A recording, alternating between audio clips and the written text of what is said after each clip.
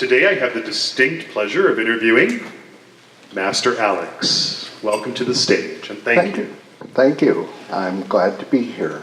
I'm glad Mistress Joanne talked me into it. Let's start right at the beginning. Tell us a bit about where you grew up and a little bit about your family. I am a native of Detroit. My family was a blue-collar family. I have one sibling, a brother, who's a year younger than I. We moved out of Detroit when I was 8 years old to East Lansing, Michigan, Michigan State University. My father started at the university. He'd been out of high school 18 years and decided he needed an education. So I really grew up in the educational environment. I'm a graduate of East Lansing High, where probably 95% of the graduating class went on to college. Graduate Michigan State University. Unfortunately, like many people, with a degree that I've never functionally used, other than the paper to show that I'm trainable. My family had a religious background. They were Methodists. They are Methodists. Both sides of the family belong to the same church in Detroit. So that was where my parents met. Although, because there was a significant age difference between my father and mother, they sort of didn't really know each other until quite far along. You know, my dad was 7 years older than my mom. So that's it. You've depicted education as being vitally important to your family. It went beyond just your father. Please tell us a bit about that. Oh, yeah. I am a profound advocate of getting ahead by education. My father started with the intention of getting a bachelor's degree and going back into industry. He was manager of the ice cream and butter division of a dairy company in Detroit, but discovered he was being passed over for promotions because he didn't have a college degree. He got bit by the education bug while he was at university and ended up staying for 10 years and getting a PhD. He graduated with his PhD the same summer that I graduated from high school. He ended up taking a job at Penn State University and had a very satisfying career to himself as a teacher. We lived on what my mother made as a secretary, and in the 50s, that wasn't very much. But after they moved to Pennsylvania, my mother kept working to put my brother and I through undergraduate school. And then she went to college. She got a bachelor's degree and had started on a master's but never finished the master's. She became a school teacher. And we moved from the blue-collar family out of Detroit to an upper-middle-class family because of what education did.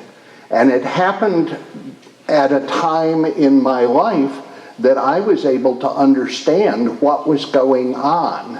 The struggles that we made because we had no money, but where it led in terms of what we became capable of doing as a family. So I strongly push education, and I'm proud to say that my current two boys succumbed to my pressure. And they both have gotten bachelor's degrees while they have been with me. They had each started college when they got out of high school.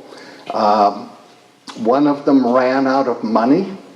The other one had been partying too much. So they had to get back into it. And my boy Spike, who is here as den daddy for the Bootblacks, is now working on a master's degree. Has a year and a quarter to go to finish a master's. So, yeah, I push education. It's not magic, but if you don't have it, the magic isn't going to happen. We are past the point that a person, even with just a high school education, can make it anymore. Our economy has so shifted. So I'll stop preaching this question. What was the Don Cossacks group? The Don Cossacks. The Don Cossacks are from the area around the Don River in the steppes of what's now Russia. And they were Cossack people. They ended up as a group prisoners of war during World War II.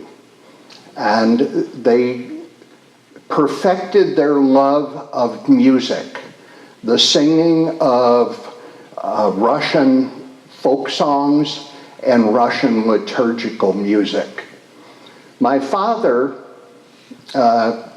was a singer, belonged to the Orpheus Club in Detroit, which was a male singing group, a large group, singing orchestra, if you will.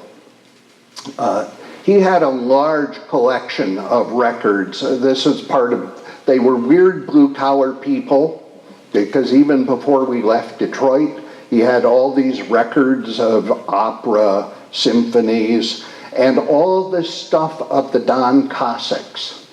And I fell in love with the harmonies and dynamics of the a cappella singing, which is what ultimately led me to becoming Russian Orthodox. I started with a Methodist family, kind of got disenchanted with Methodism and became an Episcopalian while I was in college. Very high church Episcopalian, which leads into why I stopped being an Episcopalian. I became an Episcopal priest, however. I was intending to go to med school, but the church kind of got in there and did its thing on me.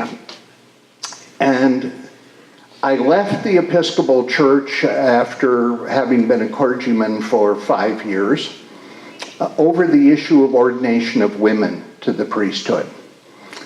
And this was back in 1974, a long time ago. I think I had bad theology about what the priest is. I was hooked on some of the same stuff that the Roman Catholic Church is still hooked on. Jesus' apostles were all men, therefore the priesthood is for men. No. I have long since gotten past that point. And of course, the interesting thing is I left the Episcopal Church. I'd had a long-standing love affair with the Russian Orthodox Church, which theologically I had become involved with when I was in college and studied Eastern Christianity. I became Russian Orthodox, got retreaded, as I say, a 2-year program of training by a number of priests in the area, because we lived a long way from the nearest bishop out here in the middle of the Midwest. And at that time, We actually belonged to the Russian Patriarchate here in the middle of 1970s. We were still directly under the Patriarch of Moscow. Not most of the Orthodox in America, but the group we belonged to did. So after the retreading, I was reordained in the Orthodox Church, assigned to a parish in the city where I still live, and served there for 18 years as pastor of that parish. And I'll let you ask the next question. Tell us about your decision to marry at the advent of your deaconship. That wasn't the question I was thinking was coming next, but it's...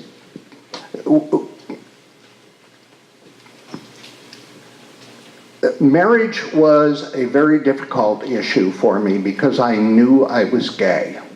I'd known I was gay since I was pre-teens.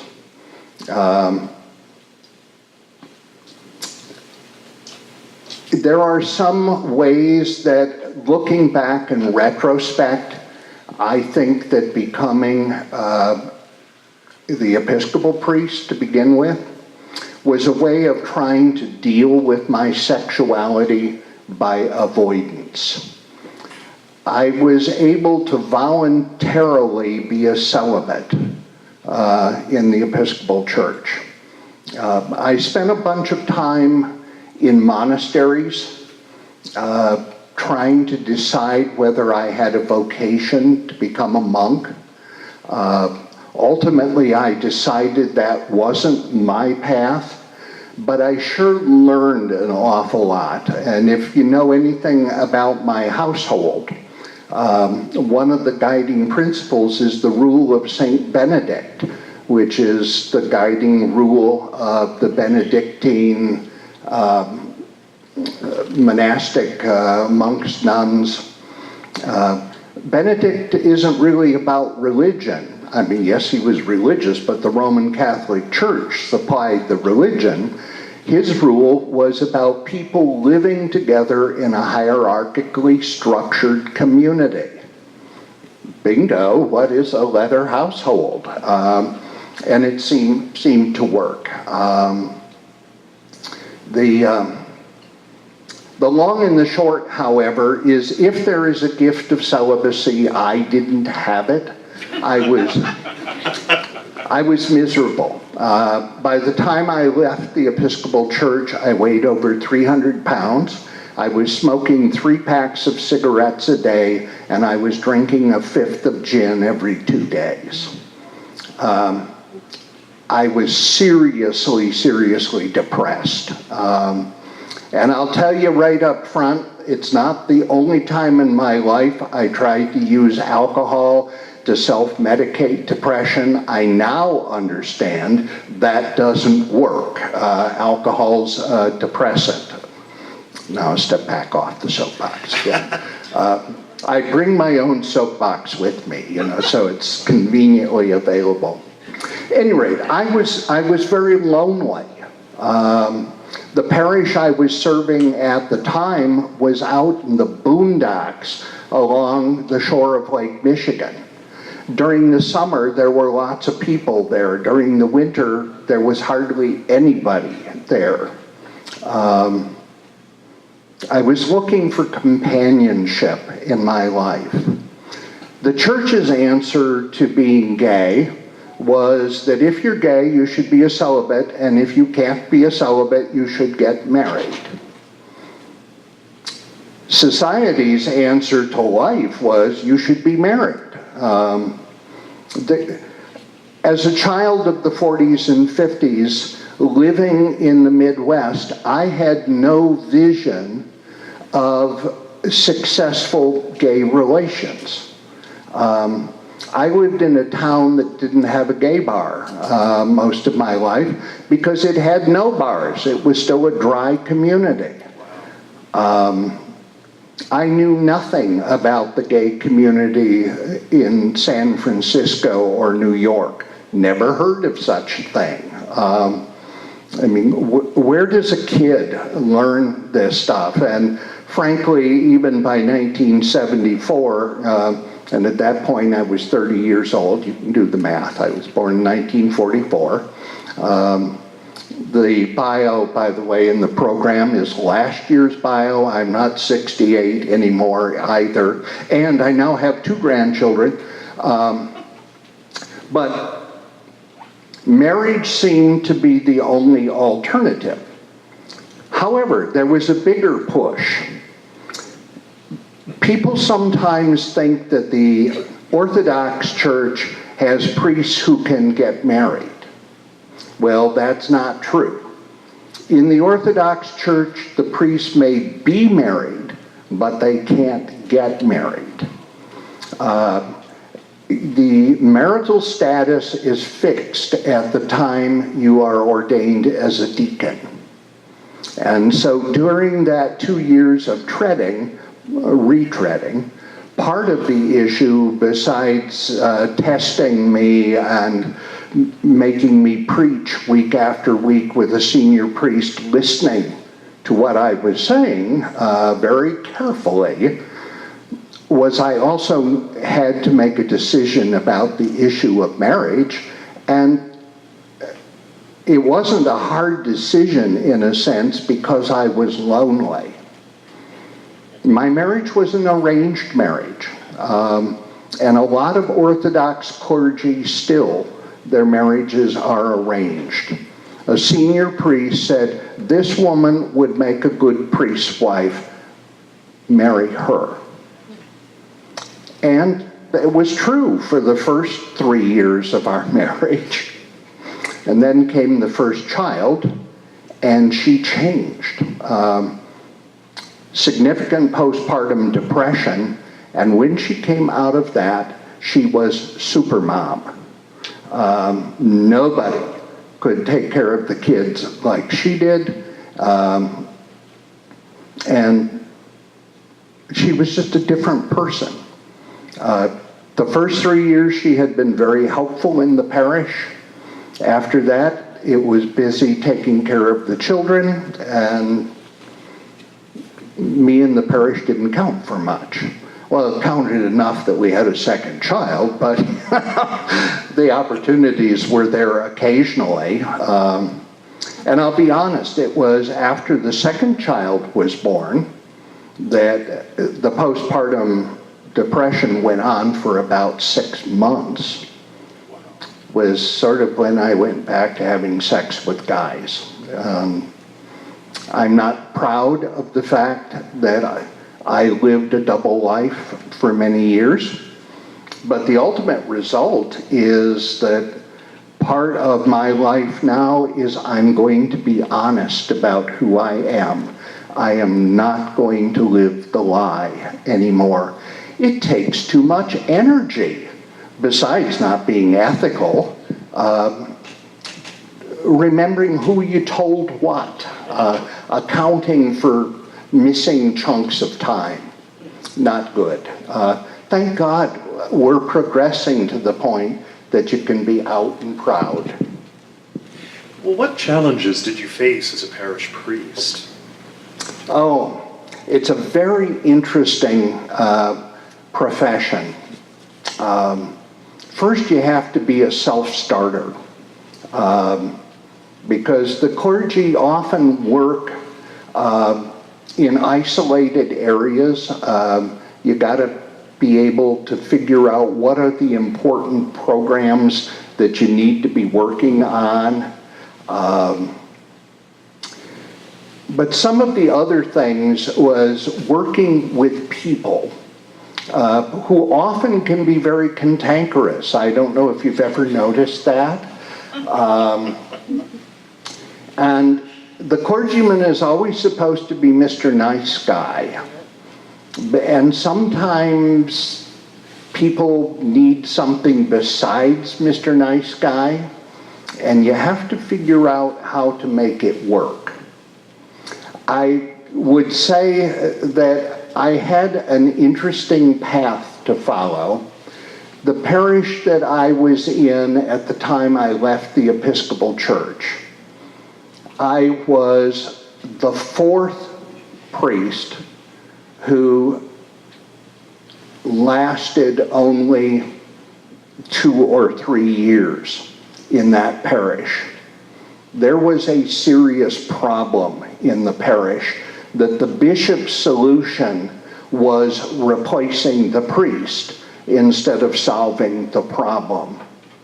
The guy after me unfortunately broke, and he ended up in a mental institution. The bishop finally stepped in, examined the parish, and discovered it was one person who was the secretary of the parish council that was causing all the problems. He was falsifying the minutes of the parish council. He was running a network of people that he would call to stir up trouble about stuff. And the bishop finally excommunicated the man. And that made all the difference in the world.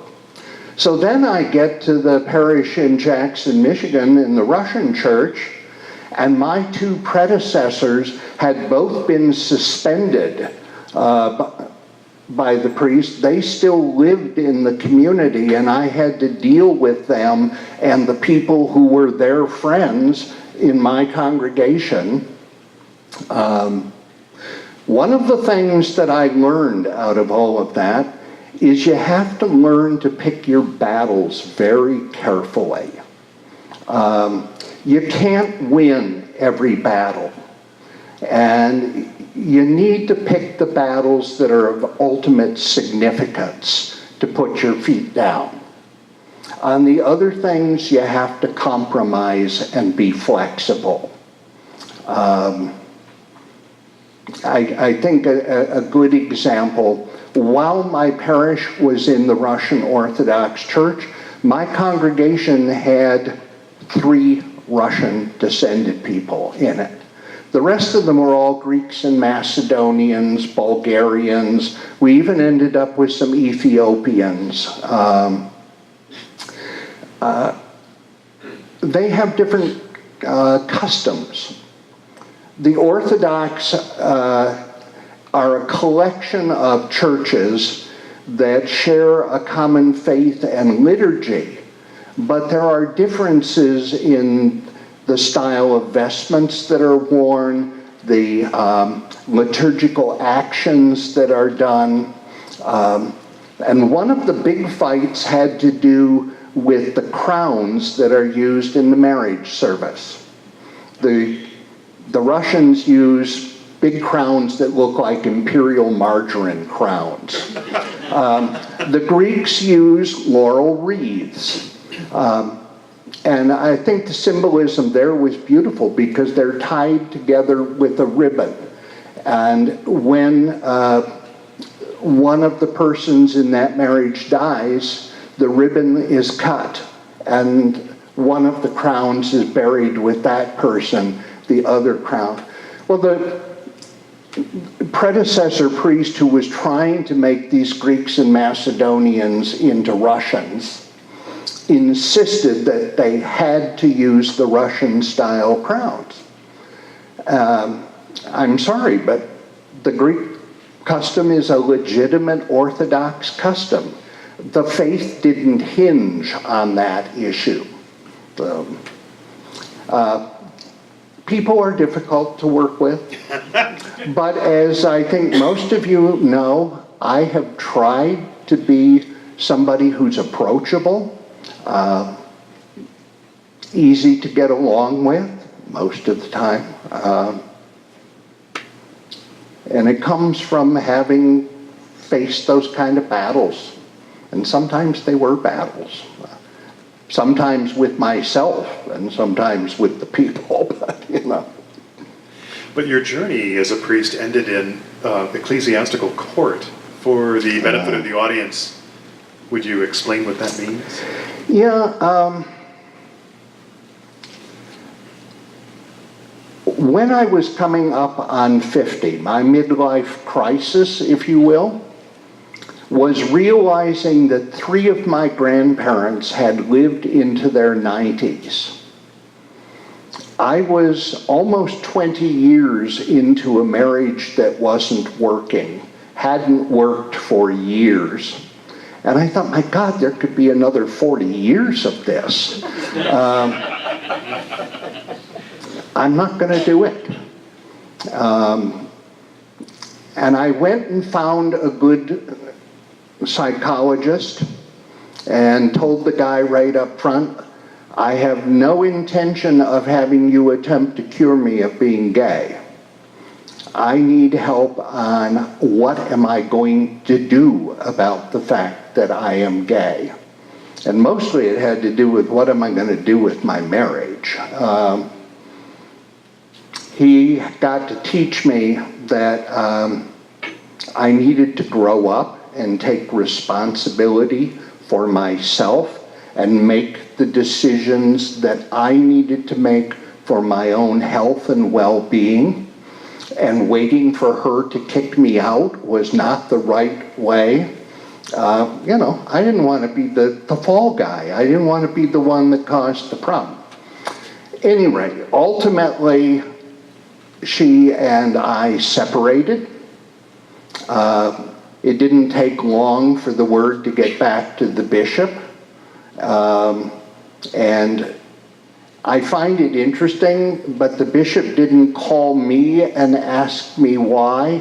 At that point, we were under a bishop in Chicago, which is a lot closer to Michigan than the bishop in New York that we had been under when I first got started.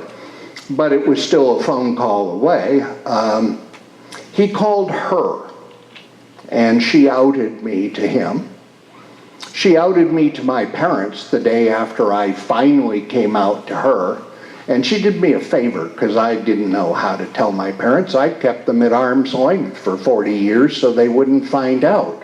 Only to later have my father tell me, I was so surprised when you got married, I thought you were gay. And I was like, geez, Chad, why didn't you say something, Anyway, the bishop made the trip to Jackson. At least he came and talked to me face to face. I cooked him dinner. We sat down in my home, the apartment I had at that point, because she and I were separated, and we'd owned our own home, so she and the kids were still living in the marital home. And he said, I've heard this, and I had reached the point in life that I wasn't going to lie. And I said, yes, that's true, I am gay. I violated a major rule of the club, if you will. I wasn't willing any longer to hide, because there's lots of gay clergy. I was going to be open about it. Well, he went back to Chicago and drafted a letter to me suspending me as a priest, followed shortly later by a letter summoning me to ecclesiastical court, in which I was tried by a jury of my peers, other priests, with the instruction that I was not allowed to attempt to argue the theology of whether being gay was acceptable. Kind of, what can you say? It was sort of like Martin Luther, here I stand, I can do no other. So I ended up, in the Western terminology, we would say defrocked or deposed. In the Eastern terminology, I was removed from the role of the clergy. But I'd been the guy up front for 26 years, waving my arms, and I loved it.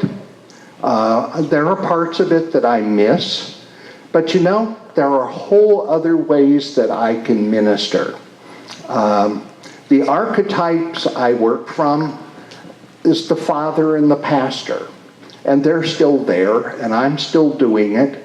And people get hold of me at these conferences. I had somebody talking to me just this weekend about remembering having sat with me in a lobby at the hotel at IML, and that I had listened to him and talked to him, and that it had made a difference in his life. And, you know, hallelujah. That's where I'm at. Well, I find that religious rituals and SM rituals sometimes overlap. How do you see that? Well, first I would say that the church is the ultimate teacher of sadomasochistic things. I mean, we got this guy up there with a crown of thorns and blood coming out of his hands and his feet and his side. That's a little sadistic. Well, then there's Saint Sebastian with all the arrows, Saint Catherine on the wheel of fire, and then there's the celibacy issue. You know, you can't come today, you can't come tomorrow. Oh, by the way, you can't come again for the rest of your life. You know, orgasm control is one of my turn-ons because it was something I had struggled with for years, and I will tell you it's a bad thing to do for any length of time because your plumbing reaches a point where it doesn't work well, and I'm at the point at almost 70 where the plumbing doesn't work well anymore. And I think it was all those years that, you know, the church not only said that homosexuality was a sin, but masturbation was a sin. And so those parts are hard. But the ritual part, I think personally, and if any of you have heard my class on ritual, I very upfront that I think mankind is a ritual-oriented animal. Most of the major religious societies in the world have significant rituals that are part of their lifestyle. Probably American Protestantism is one of the least ritualistic, but even they have rituals. I mean, you can go to virtually any Protestant church and the service structure is going to be the same. You know, if you go to the Pentecostals or the snake handlers, you may see something a little different, but we use ritual as a way of expressing ourselves. And I think that a great many of the cultures of the world used ritual as a way of approaching God. Sometimes rituals that lead to altered states of consciousness. I mean, look at all of the images on Mayan ruins of people piercing their tongues and their penises. I don't know what the women got to pierce. The images are all men. But altered consciousness, some of my best flying in SM scenes have been piercing scenes. That is something that really works for me. Yeah, big secret, by the way. I really am a switch. The masochist in me is maybe just a little stronger than the sadist is. They both like to play. So I like piercing people, but I love getting pierced. The rituals are things that help us get into the right frame of mind. But I personally also think that ritual helps to mark the events of our life as being important, significant events.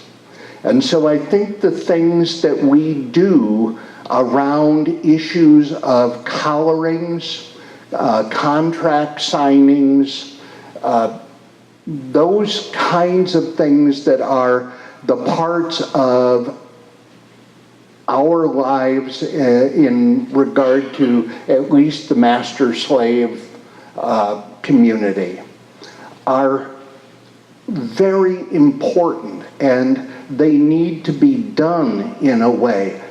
They're not casual. They're changing people's lives. And so you want to mark it as something that's important. And our religious rituals are supposed to be about things that are changing our lives because they're changing our relationship with the divine.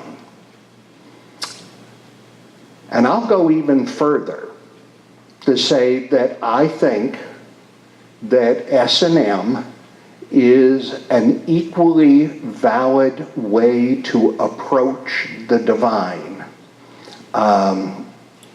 Much of the church practices of asceticism were ways of using mortification to approach the divine, to open yourself to the Spirit. And in good S&M play, and we all know it doesn't happen every time, but every now and then, that window opens and we have transcendent experiences. And they are overwhelmingly beautiful when they occur.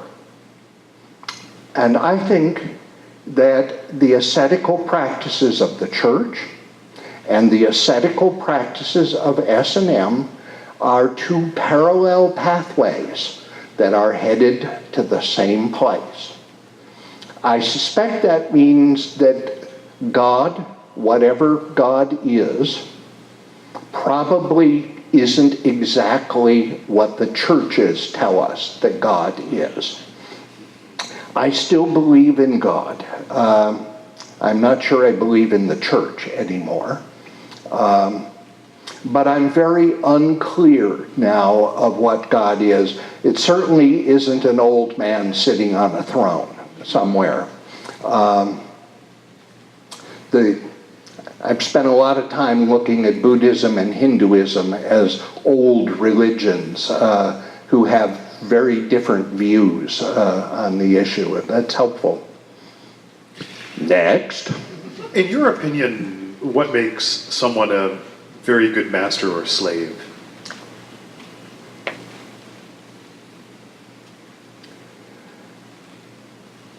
I think at the root, a master is good when he or she provides opportunities of service. And the slave is good when the slave is working from the need to serve.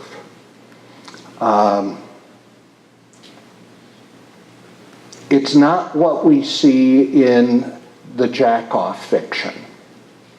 The fiction is great, but I don't think it's the reality of what makes our lives work, especially in the 24/7. The reality is our lives are more about doing dishes and the laundry than they are about hours spent in the dungeon. We all wish that there was more dungeon time and less dishes and windows and stuff like that. But the real reality, and I'll be honest, the place that I have failed the most as a master is providing the opportunities of service. I am a very independent person, and it's way too easy for me to just go and do it myself instead of asking my boys to do it. And I say ask as opposed to order. I try to not order. I learned from my father, please and thank you. But if my brother and I didn't do what followed the please, we would then be told that wasn't a suggestion, that was an order. I think we can be civil to one another, and please and thank you are part of being civil. Our slaves are, speaking as a master, our slaves are some of the most valuable assets that we have. And you treat your good assets well. Masters who get off on treating their slaves badly disturb me. My experience is that many submissives have self-esteem issues to begin with. And to tear someone down instead of helping to build them up is not going to be fruitful in the long haul. I want slaves, well, the reality is I want staff rather than slaves. You know, Master Stephen, the international master with the Victorian household, he and I are in agreement. We want staff to run the downstairs in our Victorian mansions. But I want slaves who are going to be able to take care of my household.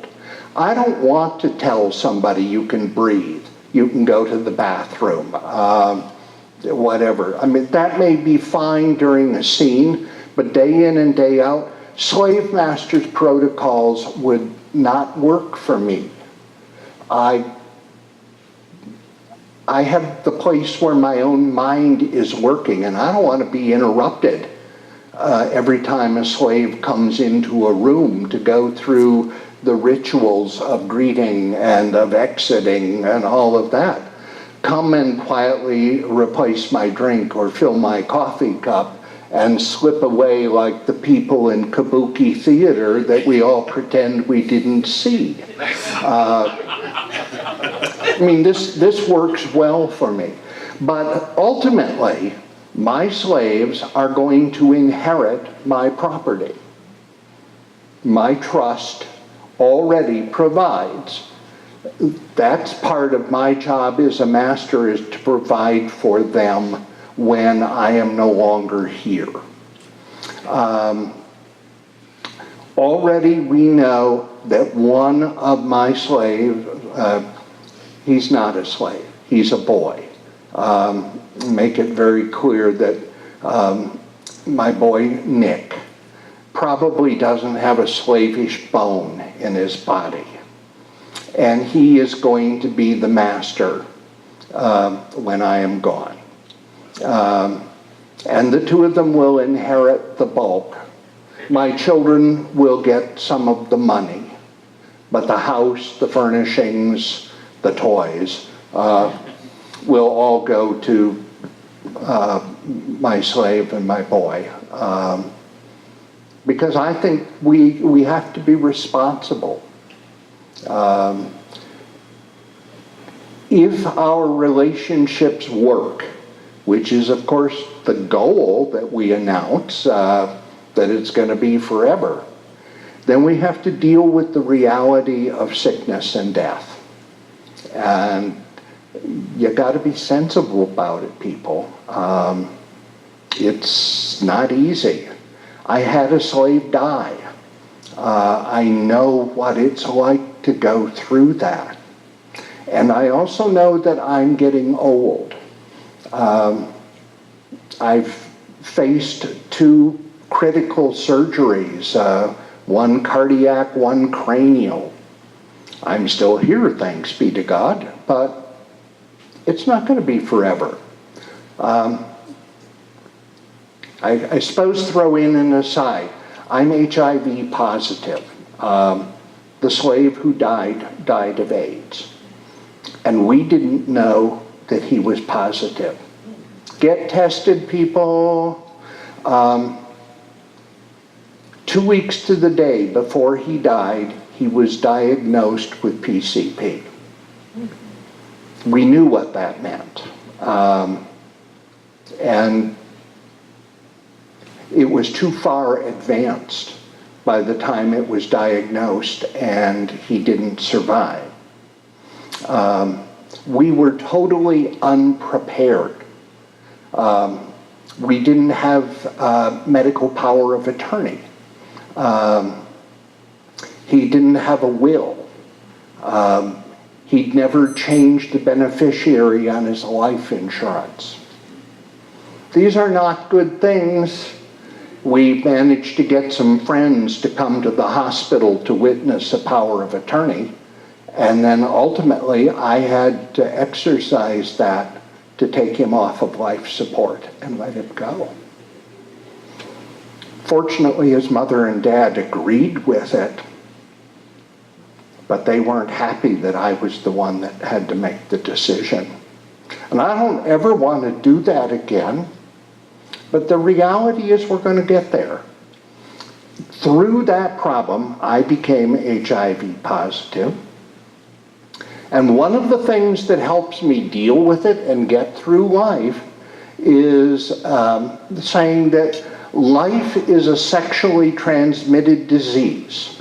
And it's invariably fatal. Unless there is a rapture, and I don't personally believe that interpretation of Scripture, we're going to die. There's no ifs, ands, and buts about it. It's just a matter of when. So get yourself prepared, people. Get your house in order. I'm not afraid to be dead. I will admit I'm afraid of the process of dying. Pain that's not consensual and not erotic doesn't seem like a good idea. And the loss of control, that one bothers me as a dominant, to lose control. But okay, I'll step back down from the soapbox. Next. Tell us about acquiring MAsT. Oh, MAsT. That was an interesting experience. In 1999, I did not go to the MAsT workshop. I'm groping for the word, sorry I've lost it at the moment, but the gathering that people still talk about what happened in 1999 with the educational stuff that was going on. But in the same time frame, Master Roger Kurtman, who was the head of MAsT at that time, a former international master, and his slave were the heads of MAsT. Master Roger had seen my household website, and he asked me if I would do a website for MAsT and MAsT Atlanta. And I did, and then I went on to do websites for most of the rest of the MAsT chapters. It was something I could do. They weren't great websites, but you know, we're talking in the 90s, things were still kind of primitive in some of that stuff. But unfortunately, after the big MAsT event, what most people don't know was that while it was educationally a great event, financially it was a disaster. there had not been good budget controls, and the income did not meet the expenditures for what had been promised to the people that were the teachers of the workshops, the transportation, hotel, et cetera, and a lot of that debt fell personally on Master Roger and his slave. That was the point at which they ended up selling the International Master and Slave Contest, which had been owned by MAsT up until that point. They sold that to Tom Stice in order to raise money to help pay off the debts that they were carrying personally. It was an extremely difficult time for them, and they stopped paying attention to MAsT. And I understand. I'm not faulting them. They had bigger fish to fry in trying to keep themselves afloat with this vast group of creditors breathing down their neck. Nothing was happening with MAsT, and the people who were trying to get charters for MAsT chapters, the people who already were MAsT chapters, weren't getting any responses from them. Well, my name was on the bottom of every web page as the webmaster. So I started getting the responses from people that wanted direction, they wanted the okay to go on with what they were doing, and it was obvious nothing was happening. My boy John, the one who died, Slave John, and I talked about it at long length and decided, MAsT needs to be saved, and it looks like the universe is sort of saying that we're it. We need to approach Master Roger and Slave Bill about taking over MAsT so they can deal with their problems. The negotiations were not easy. They took about 6 months. They were often rather heated because at the heart, they didn't want to let it go, and yet they weren't doing anything. But ultimately they did. November of 2000, we had MAsT turned over to us. The straight people may not understand, but MAsT started as a gay organization in the kind of image that a lot of gay groups had, that there was actual ownership of events and of organizations. And I was not the founder of MAsT by any stretch of the imagination. I and my household were the fourth heads of MAsT in its history between 1988, when Master Fred and Slave Michelle started MAsT, to 2000 when we took it over. There were 3 other heads in there. We were given no money. There wasn't any money left. A roster of a few names and some phone numbers and email addresses, and that was it.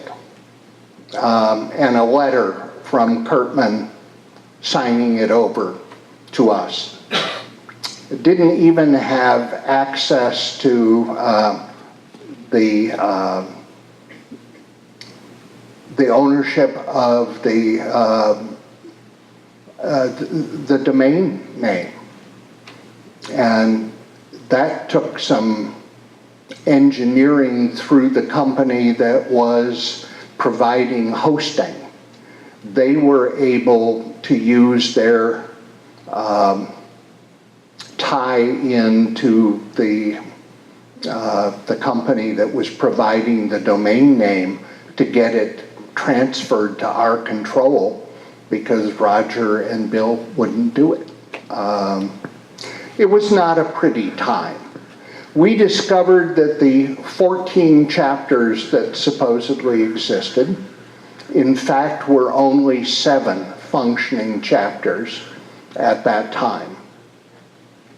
The first thing that John and I did was to develop a process of procedures for how MAsT should work, and we documented it. One of the problems that had happened in the past was the use of MAsT money for personal bills. And it wasn't just Master Roger and Slave Bill. It had happened before that. And so became very concerned about the ethics of managing money that you're holding in trust. And most of those procedures are still being used, even though I turned MAsT over in 2007. I believed that I had taken MAsT as far as I had the skills and capability to do it. And we were up to about 40 chapters at that point. And since then, it has blossomed even further, and they're up around 100. I think it's a valuable organization for people to get together and talk about what it is that we do as masters and slaves. A place where people can talk about the problems that they're having. And I will admit that I think in that regard, small chapters are better than big chapters, because people get to trust each other. The big chapters are perhaps great for educational events, but it's hard to build a level of trust that you can open up and say, boy, I'm having this problem. The submissives develop that trust more easily than dominants do. None of us dominants like to admit in front of other dominants that we're having a problem that we don't know how to solve. It goes with the turf, sadly. I would like to thank you for an amazing interview. It's been an enjoyable experience. Thank you, and thank Mistress Joanne again for inviting me to participate. Thank you, Ms. Kendra, for providing this time slot in a hugely busy schedule. And thank you, all of you in the audience who've come to attend. Appreciate it. Hallelujah. Amen. We'll go ahead and we'll open the floor for questions.